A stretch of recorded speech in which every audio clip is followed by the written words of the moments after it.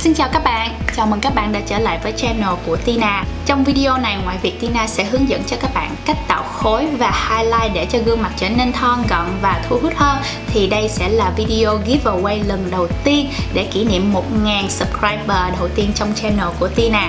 Tina muốn cảm ơn các bạn đã theo dõi và ủng hộ channel của Tina từ ngày đầu tiên. Đây là một động lực cũng như là một niềm vui rất lớn để có thể động viên Tina tiếp tục tạo ra những video gửi đến tới các bạn. Cho nên nhân dịp này, Tina muốn gửi tặng tới các bạn một món quà nho nhỏ. Đó chính là palette tạo khối và highlight của NYX. Tina sẽ hướng dẫn cho các bạn cách tham gia đợt giveaway lần này. Các bạn hãy nhớ theo dõi đến tận cuối video nhé. Hôm nay Tina sẽ sử dụng palette tạo khối này của NYX để hướng dẫn cho các bạn cách tạo khối và highlight. Theo các bạn biết thì palette tạo khối của NYX đang rất được ưa chuộng. Trong một palette như vậy thì có 8 màu khác nhau. Mỗi ô màu thì có một tông màu từ trầm cho đến lạc hơn. Các bạn có thể sử dụng từ màu tối để tạo khối cho tới màu sáng nhất để highlight. Đầu tiên Tina sẽ sử dụng cọ của Real Technique. Cọ này thì được gọi là sculpting brush để tạo khối vào hốc má. Theo các bạn thấy thì trong palette này, sự kết hợp màu sắc từ ấm cho tới lạnh.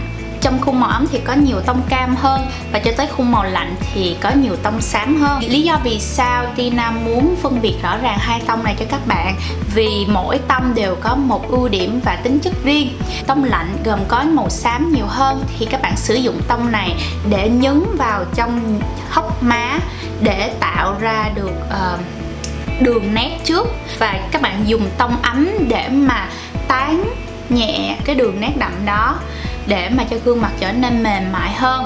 Tất nhiên các bạn muốn tạo khối một cách tự nhiên nhất và hạn chế tránh đi trường hợp nhìn vào thì sẽ thấy hai tông màu khác nhau. Màu số 5 gọi là màu tan.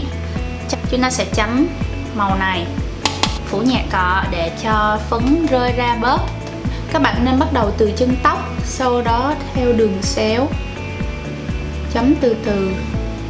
Lý do vì sao Tina muốn các bạn làm theo động tác chấm này, lúc đó phấn sẽ không bị rơi và ăn vào da của mình hơn.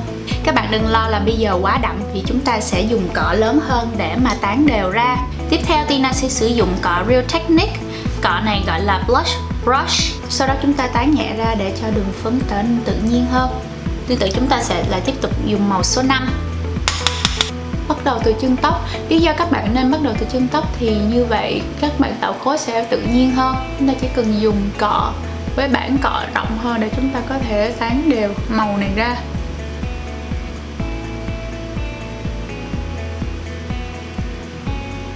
Tiếp theo Tina sẽ phối màu số 3 và màu số 4 lại với nhau. Các bạn nên diền theo đường thái dương cho đến phần trán để cho khuôn trán trở nên thon gọn hơn.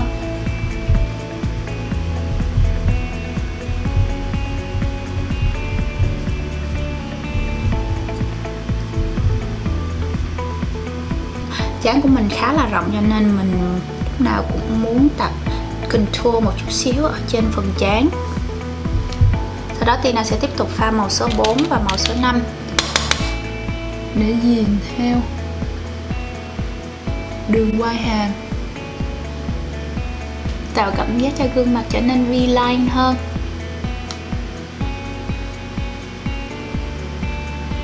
Bắt đầu từ phía sau lỗ tai và đánh đều ra phía trước hàm, hất nhạt như vậy. Các bạn có thể sử dụng công cụ này để làm cho gương mặt trở nên thon gọn hơn, đồng thời các bạn cũng muốn làm sao để có thể nhìn tự nhiên nhất. Đây là tip mà Tina muốn hướng dẫn tới các bạn, là các bạn nên đánh phấn bronzer ngược vào trong giữa khuôn mặt. Như vậy thì sẽ không bị thấy hai màu rõ rệt.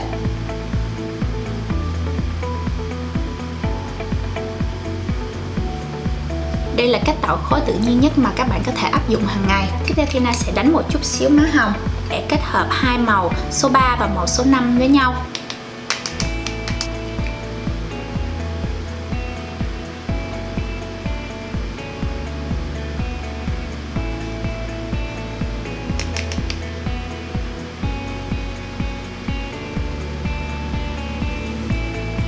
Tiếp theo chúng ta sẽ highlight để cho gương mặt sáng hơn. Màu số 1 là Ice Cream và màu số 2 là Soft Light. Sau đó chấm nhẹ ở dưới phần mắt. Như vậy sẽ giúp làm sáng gương mặt hơn.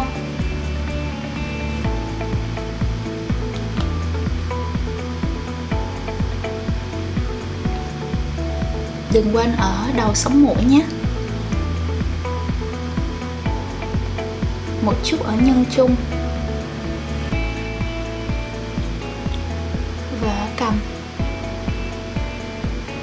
Cuối cùng chúng ta sẽ dặm lại một chút xíu son môi.